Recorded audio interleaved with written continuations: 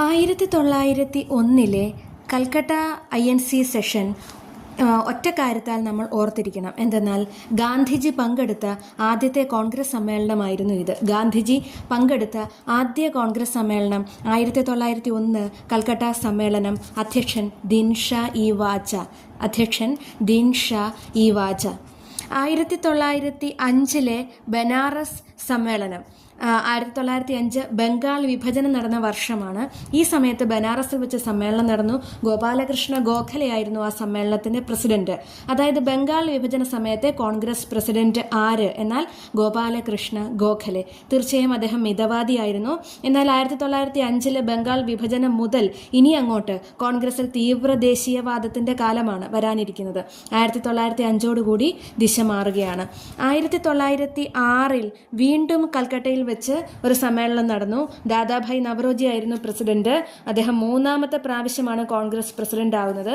ആ സ്ഥാനം 3 വട്ടം വഹിക്കുന്ന ആദ്യത്തെ വ്യക്തിയാണ് ദാദാഭായ് നവറോജി. അതുപോലെ കോൺഗ്രസ് പ്രസിഡന്റ് ആകുന്ന ഏറ്റവും പ്രായം കൂടിയ വ്യക്തിയും ദാദാഭായ് നവറോജിയാണ്.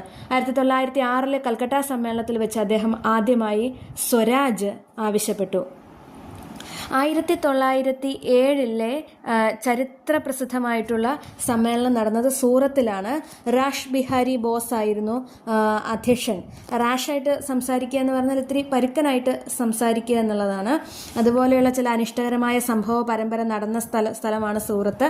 അപ്പോൾ റാഷ് ബിഹാരി ബോസിൽ നിന്ന് തന്നെ, ആ ഒരു പേരിൽ നിന്ന് തന്നെ 1907 സൂറത്ത് സമ്മേളനത്തിൻ്റെ സ്വഭാവം കണക്ട് ചെയ്തെടുക്കാം. ബംഗാൾ വിഭജനത്തിന് ശേഷം INCയിൽ തീവ്ര ദേശീയവാദികൾ ശക്തി പ്രാപിച്ചു. ലാൽ പാൽ ബാൽ ത്രയത്തെ പറ്റിയൊക്കെ കേട്ടിട്ടുണ്ടാവും.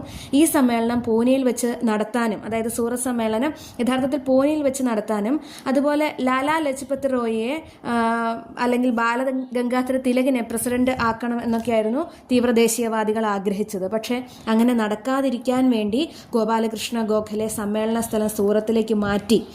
അതുപോലെ റാഷ് ബിഹാരി ബോസിനെ പ്രസിഡന്റായി പ്രഖ്യാപിക്കുകയും ചെയ്തു. അവിടെ ബാലഗംഗാധര തിലകിന് സംസാരിക്കാനുള്ള അവസരം പോലും നിഷേധിക്കപ്പെട്ടു. തുടർന്ന് തീവ്ര ദേശീയവാദികൾ പ്രതിഷേധിക്കുകയും ചെരുപ്പുകളും മുട്ടകളും ഒക്കെ എറിയുകയും ചെയ്തു. ഇത്തരത്തിൽ മിതവാദികളും തീവ്ര ദേശീയവാദികളും തമ്മിൽ ഭിന്നതയിലായി. ഈ സംഭവത്തെ സൂറത്ത് പിളർപ്പ് എന്ന് വിളിക്കുന്നു. 1907 സൂറത്ത് സമ്മേളനത്തിൻ്റെ അധ്യക്ഷൻ റാഷ് ബിഹാരി ബോസ് ആണ്. സൂറത്ത് പിളർപ്പ് ഓർക്കുക. അതായത് വളരെ ചരിത്ര പ്രസിദ്ധമായിട്ടുള്ള ഒരു സമ്മേളനമാണ് 1907 സൂറത്ത് സമ്മേളനം.